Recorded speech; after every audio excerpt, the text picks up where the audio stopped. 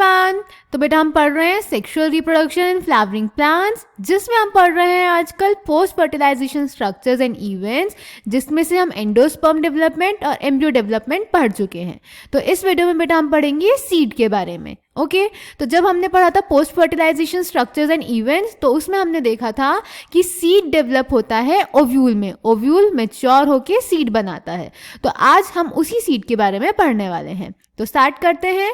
Seed होता है fertilised ovule, यानी ओव्यूल फर्टिलाइजेशन के बाद बनाता है सीड। जब हमने sexual reproduction in flowering plants start किया था, वहां पे भी हमने देखा था कि एंजियोस्पर्म्स में यानी फ्लावरिंग प्लांट्स में सेक्सुअल रिप्रोडक्शन का फाइनल प्रोडक्ट होता है सीड। ओके सीड बनता किसके अंदर है? फ्रूट के अंदर। जब आप फ्रूट्स खाते हैं तो सीड्स कहाँ प्रेजेंट होते हैं? फ्रूट के अंदर प्रेजेंट होते हैं ना। एंजियोस्पर्म्स में जो सीड्स होते हैं वो नेकेड नहीं होते, ठीक है। एंजियोस्पर्म्स में सीड्स प्रेजेंट होते हैं फ्रूट के अंदर, तो यानी इनका फॉर्मेशन होता है फ्रूट के अंदर। क्लियर। सीड के स्ट्रक्चर की बेटा अगर बात करेंगे तो इसके पास ब्रॉडली 3 पार्ट्स होते हैं, seed coat, cotyledon and embryo axis. Seed coat बेटा, सीड कोट बनते हैं इंटेग्यूमेंट से। सीड किससे बन रहा है? ओव्यूल से। और याद करो जब हमने ओव्यूल का स्ट्रक्चर पढ़ा था तो ओव्यूल के बाहर 2 प्रोटेक्टिव कवरिंग प्रेजेंट थी, integuments, outer integument and inner integument.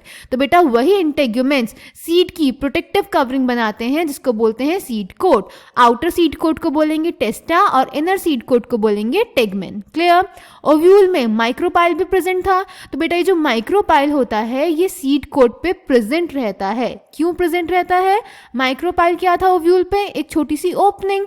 तो यहाँ पर भी जो माइक्रोपाइल होगा वो सीड कोट पे एक ओपनिंग की तरह काम करेगा, एक स्मॉल पोर की तरह काम करेगा, जो कि सीड जर्मिनेशन के लिए ऑक्सीजन और वाटर की एंट्री को फैसिलिटेट करेगा। हमें पता है कि सीड जर्मिनेशन बिना ऑक्सीजन और वाटर के नहीं हो सकता, तो ऑक्सीजन और वाटर को अंदर जाने के लिए कोई जगह चाहिए होगी, तो वो होगा micropyle as a small pore on seed coat. So micropyle remains as a small pore to facilitate entry of oxygen and water into seed during germination. Then next cotyledon. अगर monocots की बात करेंगे तो single cotyledon होगा, और dicots की बात करेंगे तो double cotyledon होगा।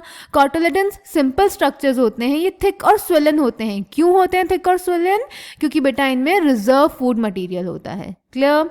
ओके देन बात करते हैं बेटा मेच्योर सीड्स की। तो मेच्योर सीड्स बेटा 2 टाइप के हो सकते हैं, ये मैंने आपको पहले भी बताया है। नॉन एल्ब्यूमिनस, या फिर जिन्हें हम बोलेंगे एक्स एल्ब्यूमिनस, या फिर इन्हें ही हम बोलते हैं नॉन एंडोस्पर्मिक सीड्स। इनमें एंडोस्पर्म का कोई भी रेसिडुअल प्रेजेंट नहीं होता, यानी एंडोस्पर्म कंप्लीटली कंज्यूम हो जाता है एम्ब्रियो डेवलपमेंट में। एग्जाम्पल पी एंड ग्राउंडनट, ठीक है। और दूसरे होते हैं एल्ब्यूमिनस सीड्स या फिर एंडोस्पर्मिक सीड्स, जिनमें एंडोस्पर्म का एक पार्ट परसिस्टेंट होता है, यानी एंडोस्पर्म एम्ब्रियो डेवलपमेंट में कंप्लीटली यूज नहीं होता, और ये जो रेसिडुअल एंडोस्पर्म होता है ये सीड जर्मिनेशन के टाइम यूज होता है, ठीक है। एग्जाम्पल व्हीट, मेज, बार्ले एंड केस्टर। देन बेटा एक स्पेशल टाइप के सीड्स होते हैं पेरिस्पर्मिक सीड। इनमें न्यूसेलस परसिस्टेंट होता है, और इस परसिस्टेंट न्यूसेलस को हम बोलते हैं perisperm. Example black pepper, beet. So perispermic seeds having persistent nucellus, that is perisperm. Example black pepper, beet. Clear? So seeds in angiosperms, the seed is the final product of sexual reproduction. It is often described as a fertilized ovule. क्यों? क्योंकि ovule fertilization के बाद mature होके seed बनाता है। Seeds are formed inside fruits. A seed typically consists of seed coat, cotyledons and an embryo axis. The cotyledons of the embryo are simple structures, generally thick and swollen due to storage of food reserves as in legumes. यही हमने वहाँ पे लिखा हुआ है। Mature seeds may be non-albuminous or ex-albuminous. Non-albuminous seeds have no residual endosperm as it is completely consumed during embryo development. Example pea groundnut. ये हमने जब एंडोस्पर्म पढ़ा था तब भी पढ़ा था कि एंडोस्पर्म का फेट क्या है, या तो वो completely consume हो जाएगा एम्ब्रियो डेवलपमेंट में, या फिर परसिस्टेंट रहेगा और सीड जर्मिनेशन में कंज्यूम होगा. So albuminous seeds retain a part of endosperm as it is not completely used up during embryo development. Example wheat, maize, barley, castor.